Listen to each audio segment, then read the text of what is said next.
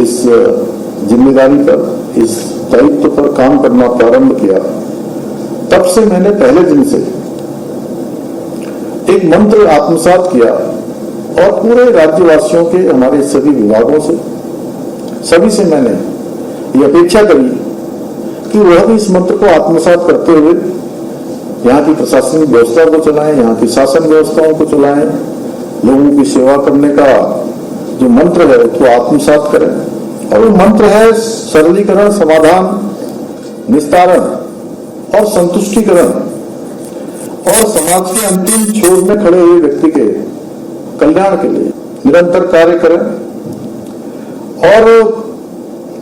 आपको भी इसी मंत्र को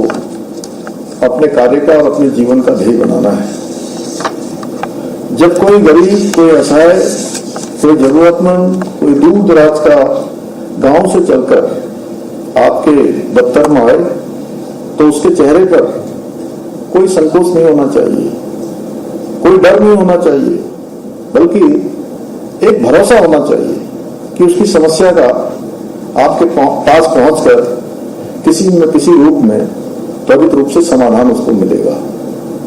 उसको सहायता मिलेगी। देखिए, मेरा जो मैं कह सकता हूं कि एक अल्प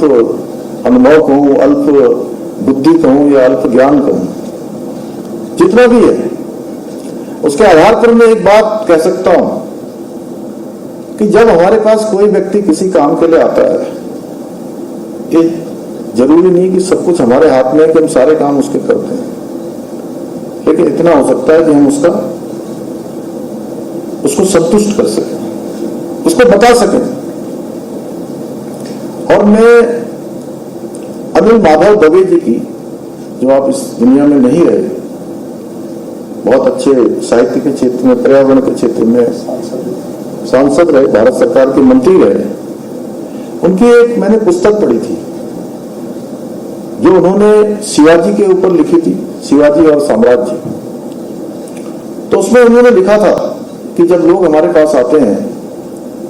तो हम उनको बहुत बड़ी बड़ी बातें न करके, टाल मटोल न करके, अगर हम सच में उनको वास्तविकता से भी अवगत कराएं तो ऐसा हो ही नहीं सकता है कि वो आपकी बात से कन्विंस न हो या समझे न। समझ सकते हैं, प्रॉपर ब्लाइंड क्यों नहीं, हमको समझाना भी आना चाहिए। और मैं जब जिस विभाग के पेंशन की अभी पहले मंत्री थे, डॉक्टरों का विभाग, आप स्वास्थ्य सचिव यहां पर बैठे हैं, तो मैं भी डॉक्टर बनना चाहता था। तो मैंने कुछ दिनों कोचिंग करी, CPMT की तैयारी की।